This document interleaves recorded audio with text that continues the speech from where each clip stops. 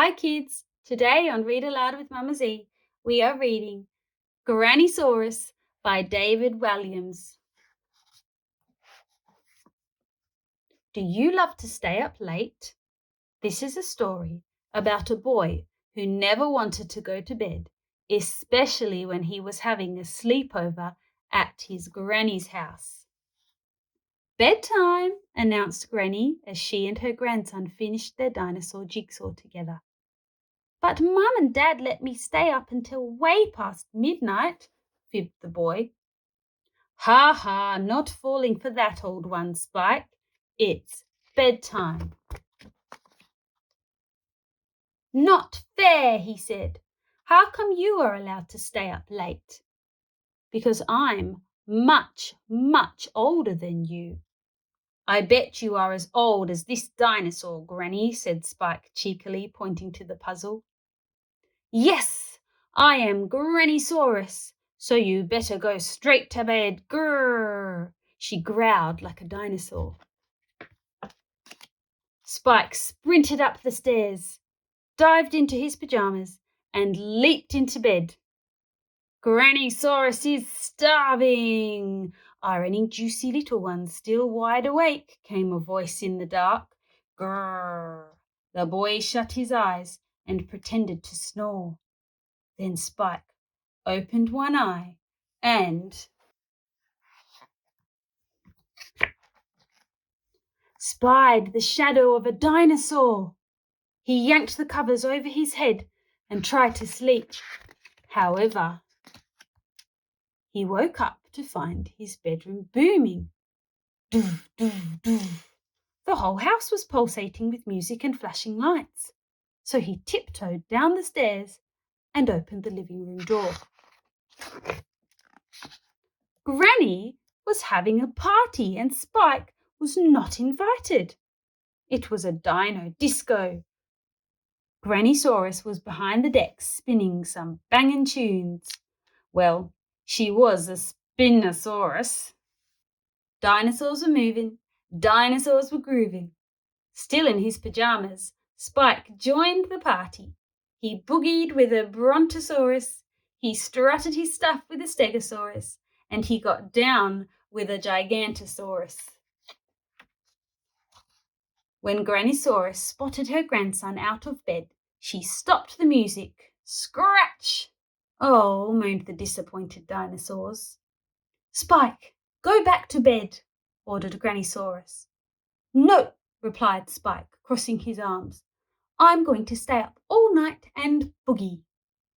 This is a dinos only disco, she replied. Bedtime. You'll have to catch me first, said Spike. With that, he raced out of the living room to find a hiding place. In the downstairs loo, there was a tetchy triceratops pursuing a paper. Do you mind?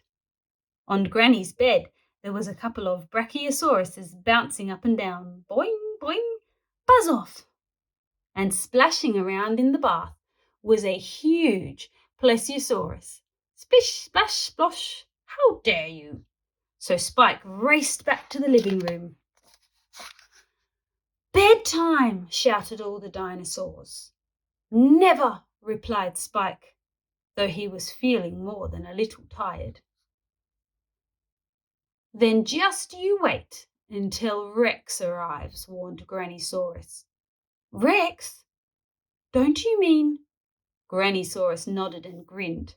Boof, boof, boof. The whole house began to shake, rattle. Spike looked out of the window to see a huge Tyrannosaurus Rex lumbering down the road. Being a T-Rex, he was far too big to fit through the front door. Instead, Rex burst through the wall. Smash! Half the house fell in as dust exploded everywhere. Kaboom! Rexy, said Grannysaurus. Yes, dear, replied Rex. My naughty grandson won't go to bed. It's not fair, yawned Spike. I want to stay up all night and party. You heard your Grannysaurus. Bedtime.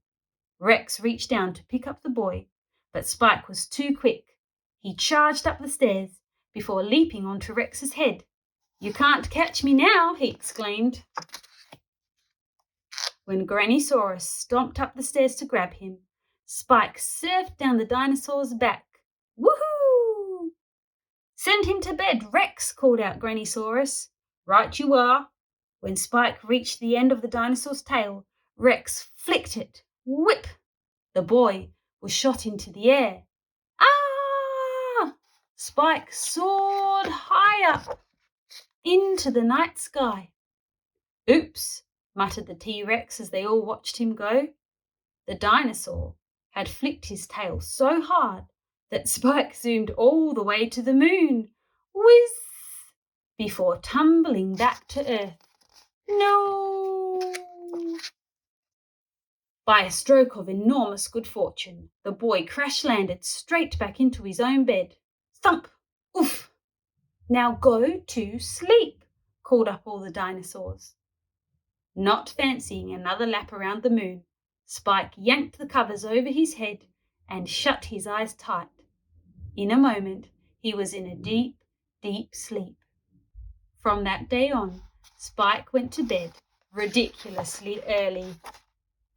He was determined to be fast asleep before the dinosaurs come out to play for the night. And so should you. So come on now, bedtime. The end.